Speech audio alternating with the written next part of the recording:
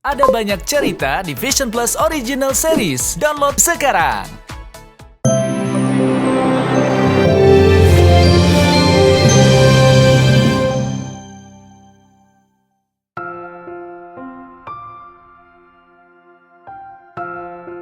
Pemirsa, lama tak muncul di layar kaca, penampilan komedian Yadi Sembako membuat publik terkejut. Saat tampil di acara channel YouTube milik Ruben Onsu, penampilan Yadi terlihat kurus dan agak pucat. Ya, rupanya Yadi baru saja sembuh dari sakit yang dideritanya.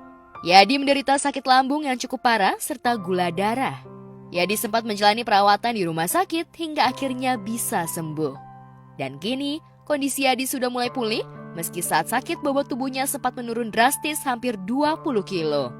Perjalanan Yadi untuk sembuh memang butuh perjuangan. Bahkan saat dirawat di rumah sakit, Yadi sempat mengalami mati suri hingga membuat istri dan anak serta keluarganya sempat bersedih.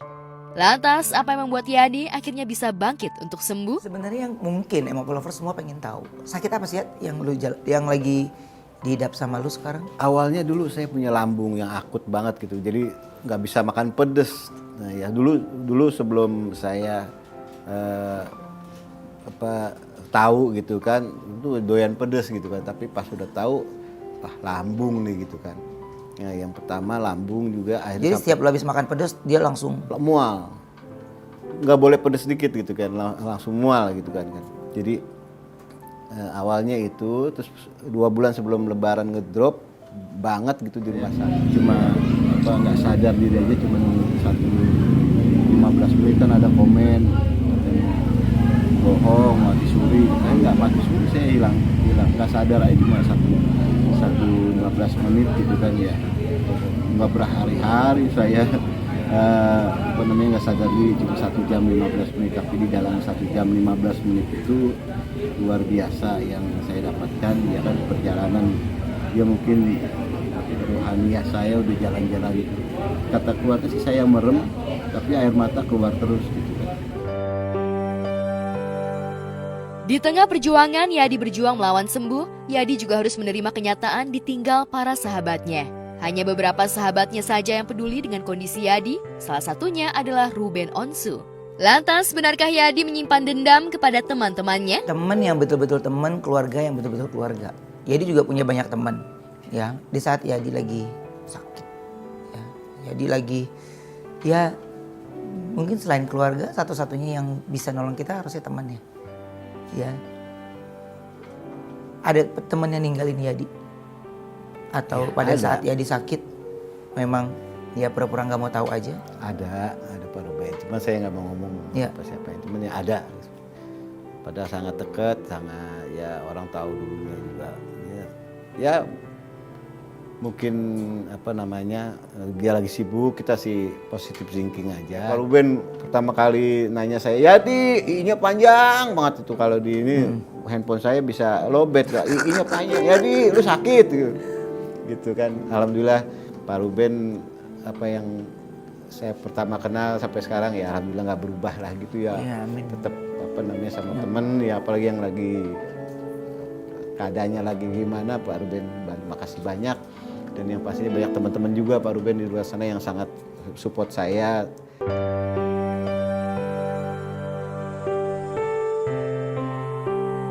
Ya, selain ditinggal sahabat, Yadi juga mengalami ekonomi yang sulit. Pasalnya sejak pandemi COVID-19 melanda dunia termasuk Indonesia, Yadi yang biasanya banjir job baik off-air maupun televisi, justru nyaris tak ada job sama sekali. Bahkan kala itu uang tabungan Yadi habis untuk memulai bisnis baru bersama temannya di bidang properti, namun nyatanya perusahaan yang dibangunnya tak menghasilkan profit namun justru bangkrut.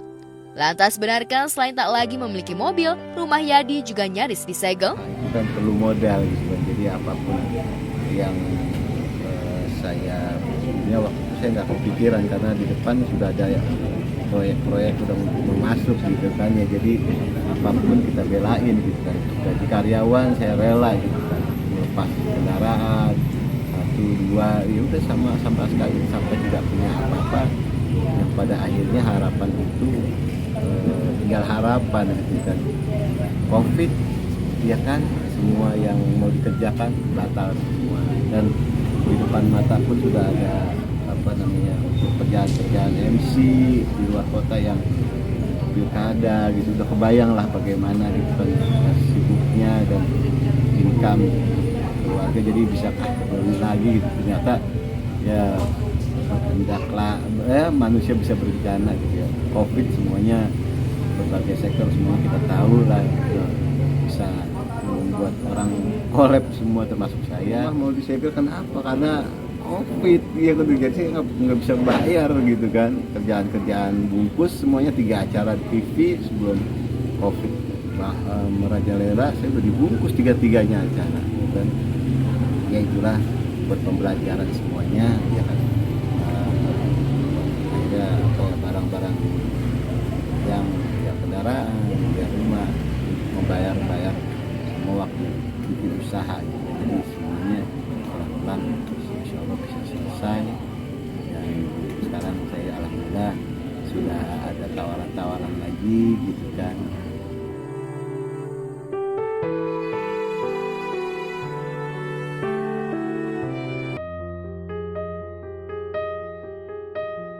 Sama halnya dengan Yadi, penampilan artis Indra Bruggman juga mengejutkan publik. Bagaimana tidak, Indra yang dulu terlihat memiliki badan yang atletis, kini terlihat kurus.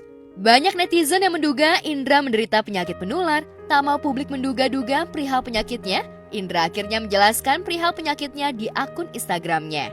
Indra pun mengungkapkan jika dirinya tengah menderita sakit hipertiroid yang membuat dirinya sering mengalami jantung berdebar-debar dilanda rasa cemas yang berlebihan. Kemarin itu sakit hipertiroid. Hipertiroid itu ada gangguan kelebihan hormon tiroid di badan. Jadi efeknya ke badan itu jantung berdebar lebih kencang bahkan pada saat tidur. Analoginya seperti orang tuh treadmill selama 24 jam. Jadi badan kita terus bekerja terus membakar gitu. Jadi ke badan itu capek, gelisah karena jantung berdebar-debar. Terus ada ketakutan pada saat ketemu orang, apalagi diajak ngobrol sama orang itu atau dideketin, atau ada orang misalkan kesini datang minta foto bareng gitu, badan saya tuh gemeteran. Saya nggak ada riwayat apa-apa ya. Ada sih, makanya saya juga nggak nyangka kalau saya kena tiroid ya. Karena memang nggak ada gejala apa-apa sebelumnya. Gejalanya cuma tiba-tiba berasa gemeteran, kan mungkin saya waktu itu aktif sepedahan, terus juga waktu itu saya sibuk mempersiapkan kafe ini. Juga kemarin saya masih berduka kehilangan almarhum mama gitu. Jadi mungkin saya pikir faktor itu yang bikin badan jadi kurus karena saya kecapean, karena saya juga ada faktor kesedihan itu yang saya nggak bisa hindari. Saya nggak mikirkan bahwa ini sebuah penyakit medis. Walau alam kalau memang apa yang saya lakuin, apa yang saya rasakan itu akhirnya menyebabkan saya terkena tiroid. Saya juga pernah ke dokter. Ya, pada saat berita itu keluar yang bilang bahwa saya kurusnya wajar, itu ada banyak saya lihat beberapa komentar yang terkesan keji karena sampai ngatain BNN lah, terus juga ngatain dibilang saya punya penyakit yang parah lah. Waktu itu saya marah, terus juga sedih ya. Kenapa orang kok bisa berpikiran begitu? Hanya cuma karena melihat badan seseorang terus dan drastis, tapi banyak komentar-komentar yang sepertinya nggak punya hati gitu. Sampai akhirnya saya tahu bahwa saya terkena tiroid dan itu juga tidak menghentikan orang untuk menulis komentar-komentar yang lain. Jadi inilah, jadi saya berharap udah stop lah, sudahin aja komentar-komentar yang seperti itu, karena kalian nggak tahu apa yang kita alami, kalian juga nggak tahu yang kita rasain. Jadi stop untuk komentar-komentar yang nggak penting. Itu juga tidak membuat kalian jadi sukses, nggak membuat kalian langsung jadi kaya ya. Buat apa gitu komentar-komentar kayak gitu? Karena kalian menyakiti satu orang, kalian juga menyakiti orang-orang yang keluarga gitu. Karena keluarga juga baca, ponakan-ponakan, adik kakak saya juga baca. Sebelum didiagnosa mengalami hipertiroid, Indra rupanya sempat mengalami gangguan mental yang membuat dirinya harus berkonsultasi ke psikiater. Namun nyatanya, apa yang dialami Indra tak kunjung mendapat jawaban apapun tentang kondisinya.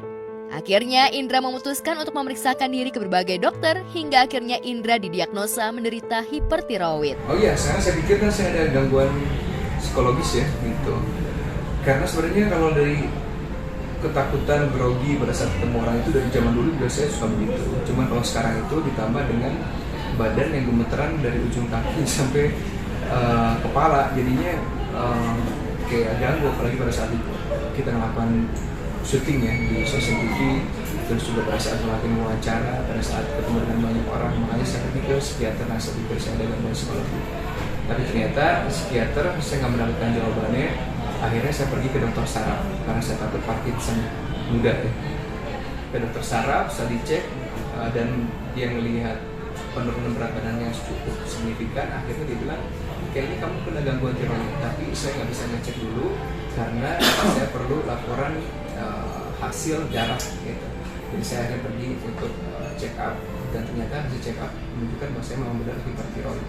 Dokternya nanya apakah saya punya riwayat yang sama dengan keluarga. Saya bilang iya, ibu saya kayaknya sempat yang terkena tiroid, cuman nggak terlalu parah seperti saya. Kalau mama mungkin saya nggak ngeliat karena lingkungan mama itu kan lingkungannya di keluarga. Kalau saya itu lingkungannya lebih luas lagi, jadi berasa ke badan itu lebih signifikan. Kalau mama paling cuma kekhawatiran yang kita anggap dulu cuma kekhawatiran sebagai seorang ibu terhadap anaknya. Gitu. Saya nggak perlu melihat gejala yang terlalu signifikan di mama. Saya pengobatan secara medis yang utamanya itu, tapi pengobatan secara alternatif juga saya lakuin selagi itu memang itu sejalan dengan pengobatan medis ya. Paling lebih ke memperbaiki struktur tulang belakang, terus juga dikasih gerakan-gerakan yang bisa membuat metabolisme menjadi lebih bagus lagi, secara hormon juga lebih bagus lagi. Kalau secara alternatifnya, kalau secara medisnya cuma dikasih 2 macam obat untuk sementara waktu, cuma untuk jantung dan menstabilkan tiroid. Sejak mengetahui dirinya mengidap hipertiroid yang membuat bobot tubuhnya turun drastis, membuat Indra rupanya takut bertemu dengan orang lain termasuk awak media. Lantas bagaimana kondisi Indra saat ini? Lantas benarkah sejak sakit Indra enggan menerima job? Boleh kecapean dulu untuk sementara waktu ini.